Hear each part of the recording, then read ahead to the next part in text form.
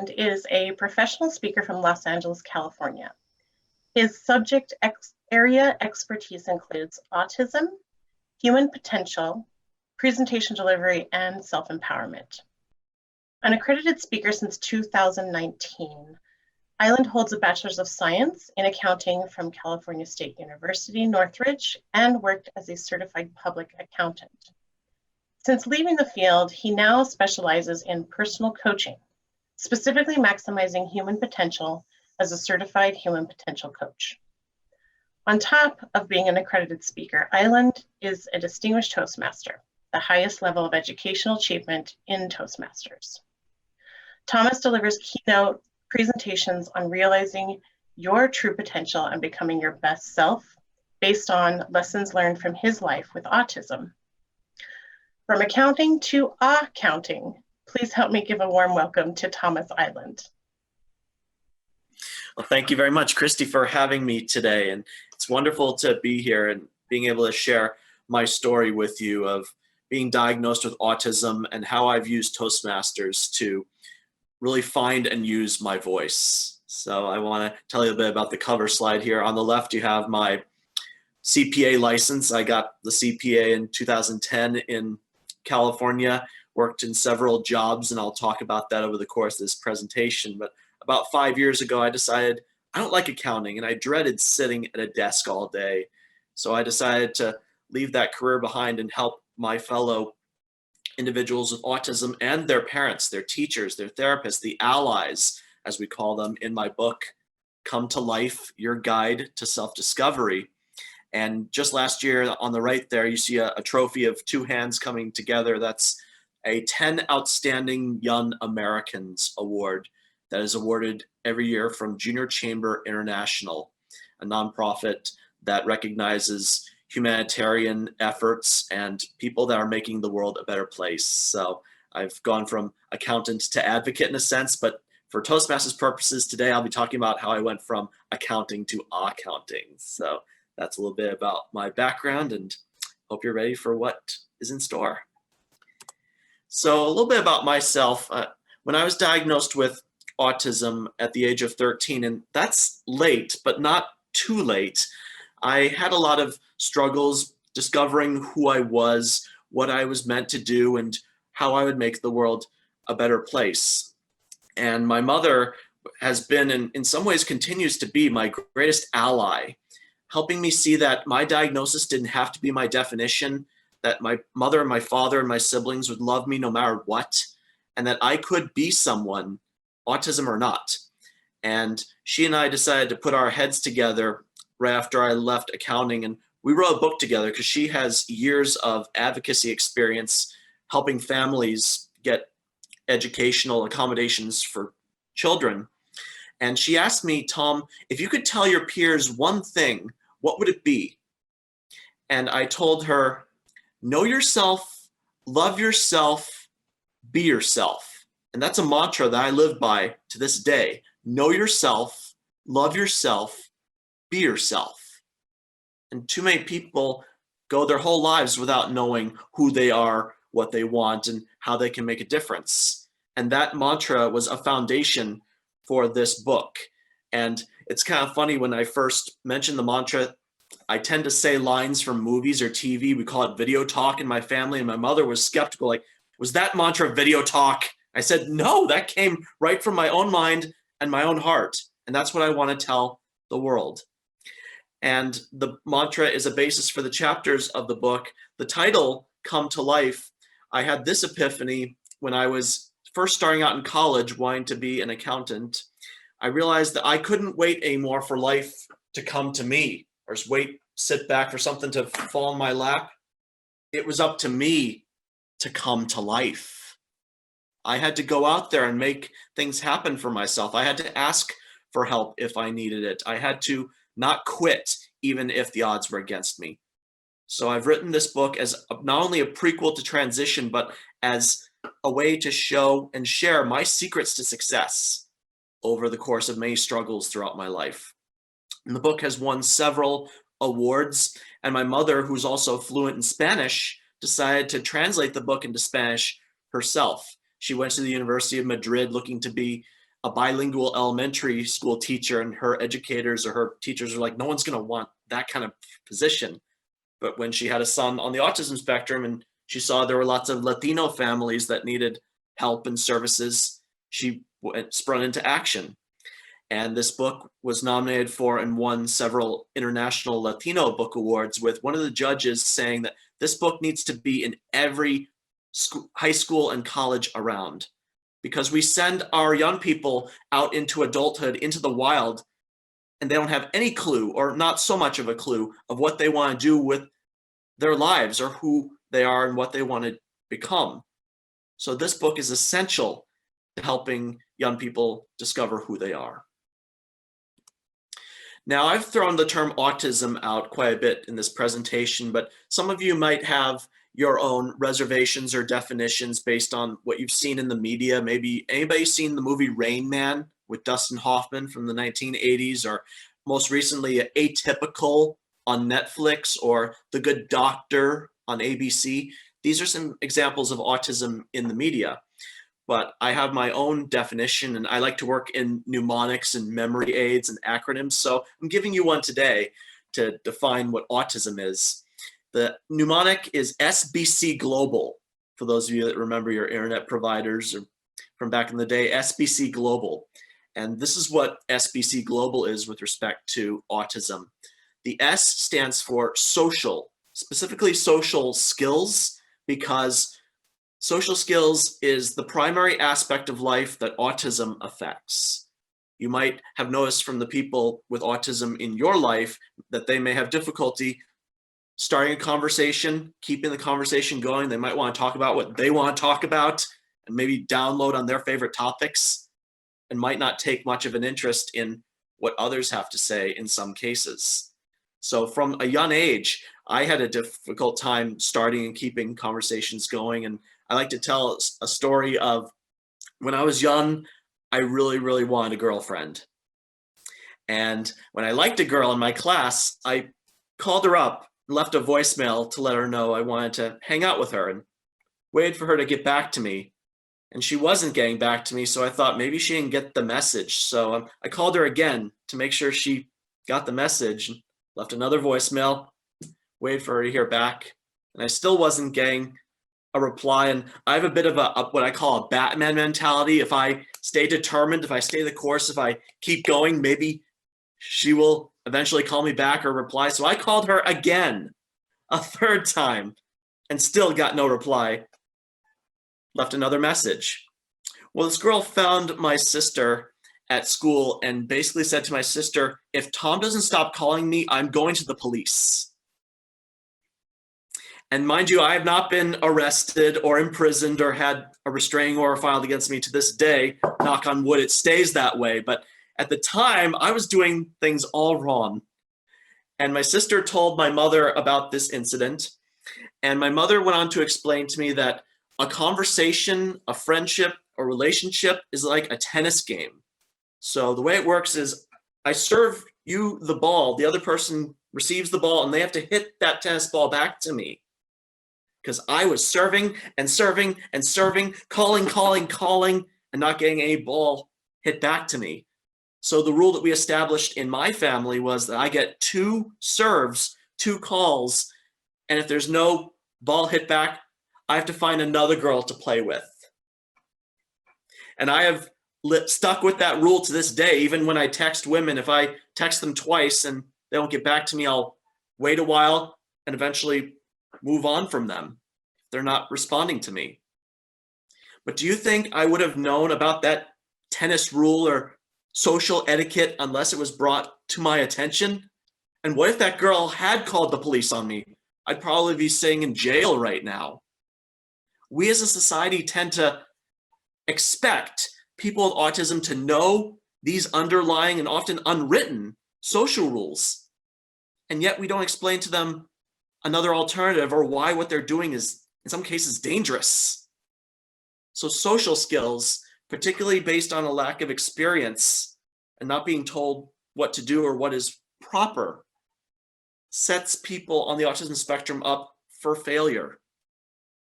And that brings me into the B in SBC Global, which is behavior. Sometimes people on the autism spectrum might do or say things that are odd or unusual. Or as my mother likes to put it, they do things they shouldn't and don't do things they should.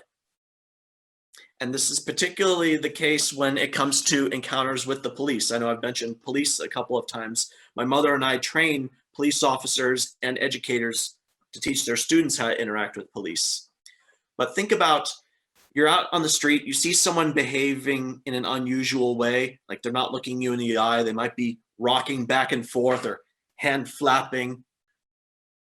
You might think they're drunk. You might think they're high on drugs. You might think they're mentally ill. But a lot of the behaviors in autism is not because of drug use or being drunk. And autism is also not a mental illness, but because we as society have our expectations or what normal is, we tend to write people off on the autism spectrum as out of it, or even criminalizing their diagnosis just because they look or seem different than us. And Toastmasters in particular, as we get down to the C in SBC Global, which is communication, Toastmasters has drastically improved my communication. Granted that I've had years of social skills classes, therapy, I take improv, I take martial arts, I have mentors, I have coaches. All these services and supports I've gotten over the years have helped me be more articulate and pick up on body language and nonverbal communication. But for most people on the spectrum, it doesn't always come naturally to them, or they may not pick up on those elements of eye contact or tone of voice, proximity, volume, be it loud or soft. All these things that, again, we take for granted and might overlook sometimes, it doesn't always register with people with autism until it gets brought to their attention. And I had to have years of direct, explicit, private instruction in order for me to pick up on all those elements of communication that I hadn't even given a thought to. And within those social skills classes, I also found out about how taking things literally could land you in trouble. Anybody ever heard of idioms like the cat's out of the bag, or it's raining cats and dogs, or hit the road? I actually know of this guy who was told to hit the road. He started pounding the pavement with his bare hands. I'm hitting the road. That's how some people with autism might think, more concretely than in an abstract manner.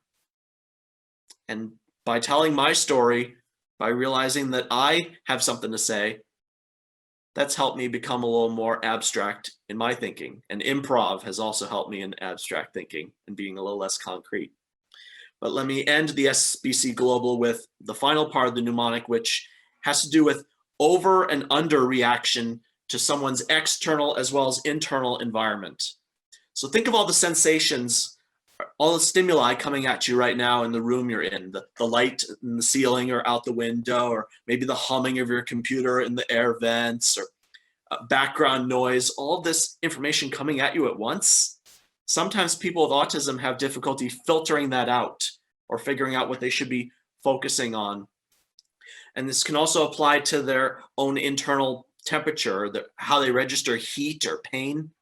Like when I was in 6th grade, it was about 100 degrees out.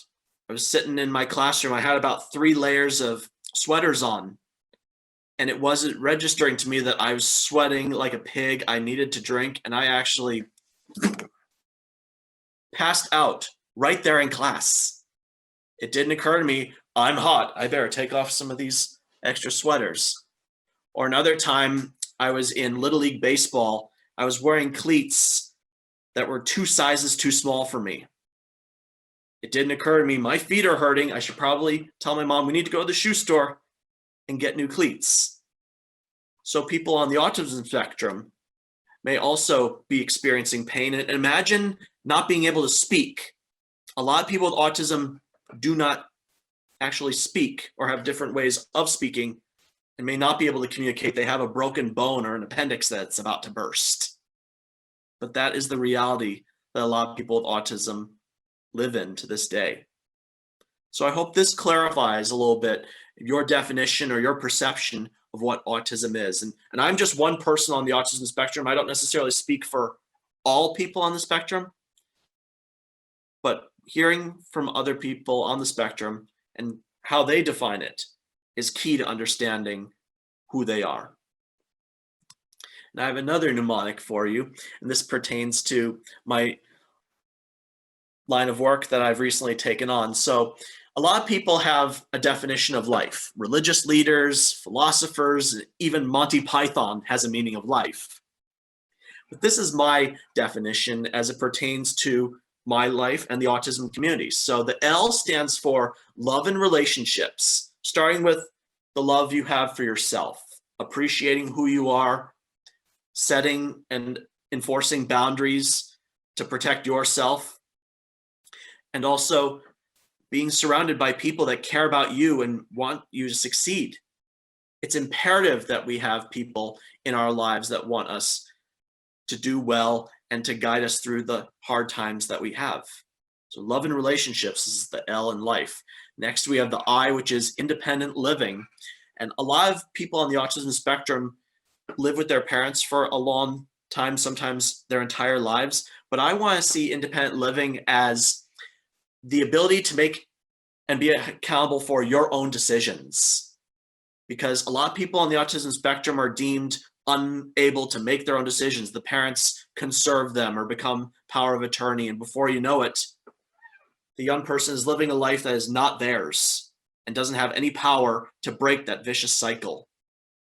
So I work in order to help people on the autism spectrum and beyond make decisions based on what they want, what makes them happy, and what's going to help them become their best selves. So that brings us to the F, which is further education. And that's not just limited to colleges or universities or educational degrees. This is about being open to change. This is about being open to what other people have to say and difference of opinions and viewpoints. And this is what I particularly love about the evaluation process in Toastmasters. I could be sitting in front of 20 people, give the same speech, and get 20 completely different portions of feedback. And there might be one or two people that think I totally suck, but the 18 or 19 people that think I'm great or have some constructive criticism for me in the process make it worthwhile. So it's not just the way I see it, it's how other people see me and hear me and take my message as well. And finally, the E in life stands for employment.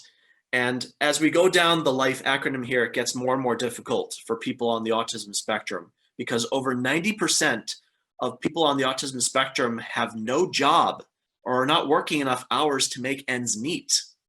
Why? Because they could be very gifted or very talented in a particular skill or trade, like numbers or eye for detail, or in the abstract case, maybe creating art, very beautiful pieces of art. Where they fall short though, and where society discounts or dismisses them, is what's called the soft skills, the interpersonal skills. Like think about our table topics when we answer questions or we're asked something and supposed to think of something off the top of our heads. That doesn't always come naturally for people on the autism spectrum. So think of the interview process when they're being asked questions and they don't look you in the eye or have difficulty coming up with an answer. The HR person is thinking, yeah, next. Or they might be in a job and they say something inappropriate to a customer, or they aren't keeping in touch with their hygiene and appear really smelly or out of touch with how they come off to people. Little things like that, that again, we take for granted or we've picked up on from experience.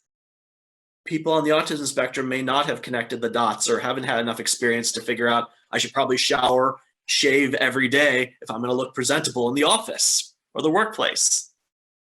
So because of a high degree of hard skills, technical skills, but less knowledge or awareness of soft skills, people with autism fall into poverty and can find it difficult to obtain and retain what was in my educational goal, permanent but full-time permanent employment with benefits. It took me a lot of years to finally get full-time permanent employment with benefits.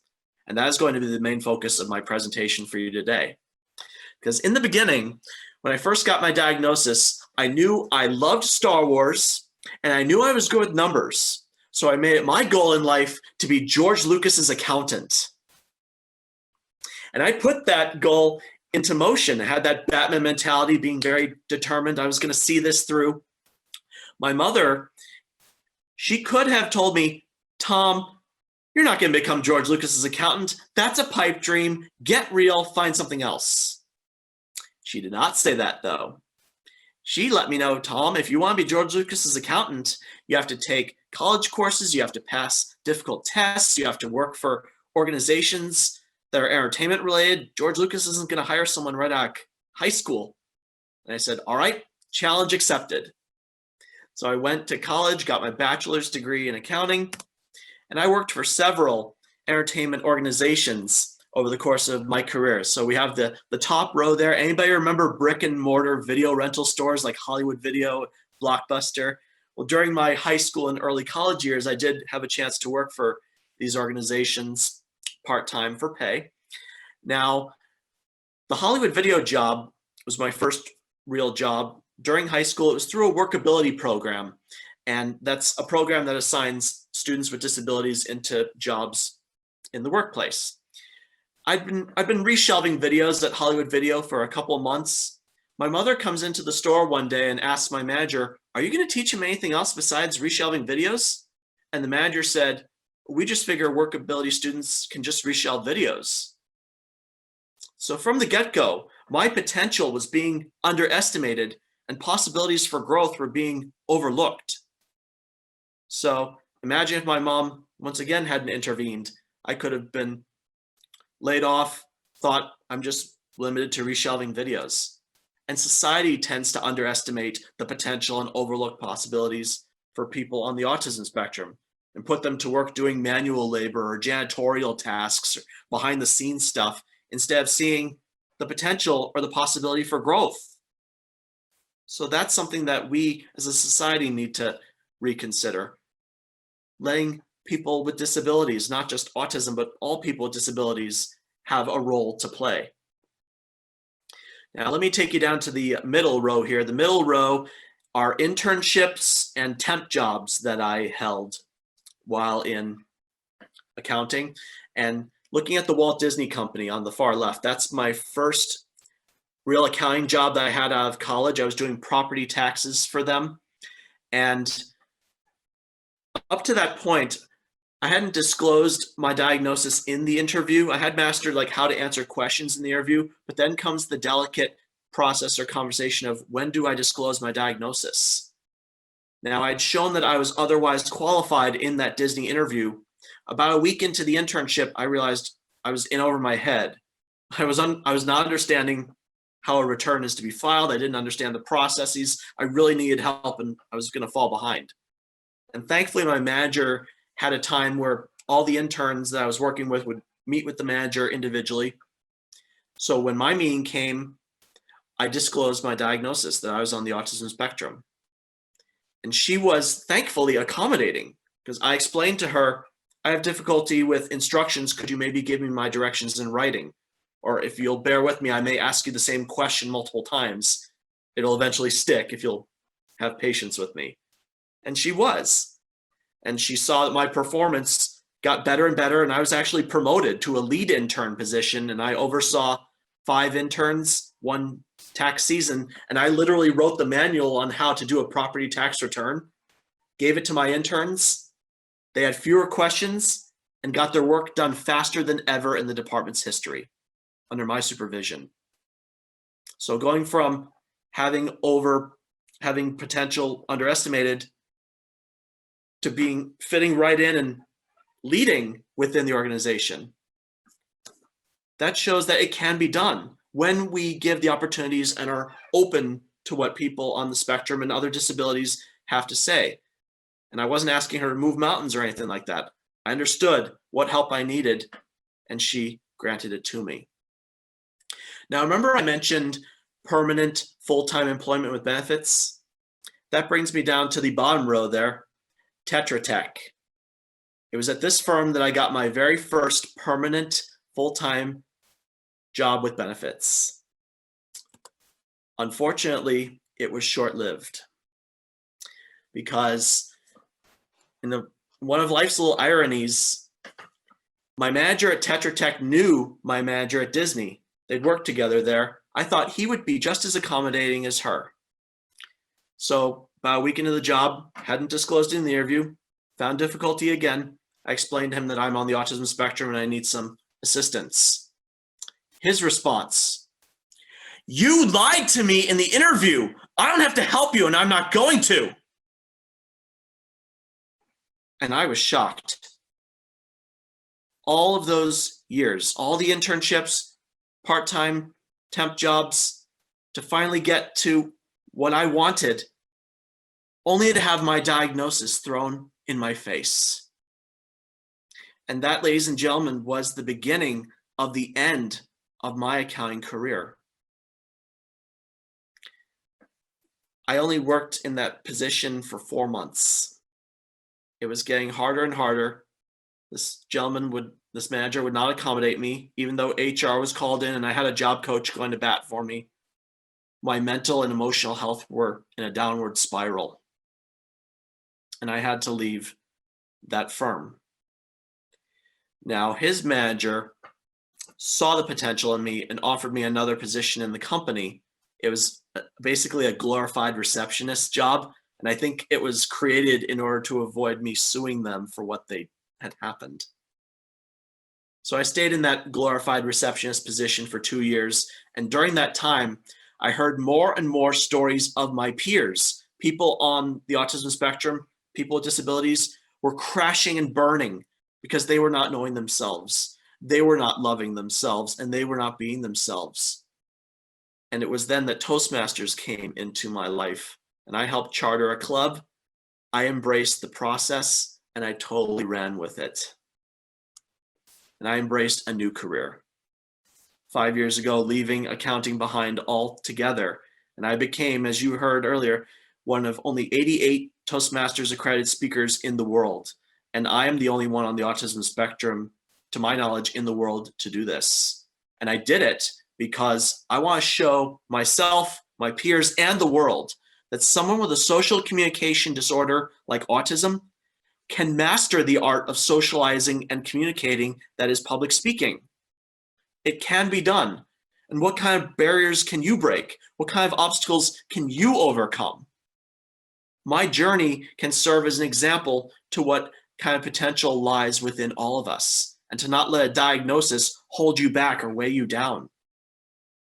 And if anybody ever listens to TED Talks or TEDx Talks, I have one out there. It's called How to Come to Life. And it was given at an event intended for the trials, tribulations, and triumphs of the 21st century teen experience. That was the theme of the event. 21st century teens, trials, tribulations, and triumphs. And I've also taken my experience with Toastmasters and my work with autism internationally. I've spoken at the United Nations twice. Once for World Autism Awareness Day in 2019, where I acknowledged and thanked Toastmasters for helping me get to where I am today. And also in December of 2019, during the International Day of Persons with Disabilities, where I described the importance of employing people with autism and other disabilities, because this is what is going to lead to what the United Nations calls sustainable development, seeing the potential and the possibilities more than the problems and the perils. That is what society needs more of today. And I pose that question to you, Pima County communicators, District 3, or anyone else that might listen to this presentation in the world. What will you do to help people with autism and other disabilities become their best selves, be it socially, professionally, personally, anything you can do to show people that they have what it takes, that you will not give up on them, that you will help them through those difficult times they are experiencing. What you do for them could be life-changing, could make their day. It could even save their life. So again, I encourage you to see less of the problems and the perils and more of the potential and the possibilities of this population.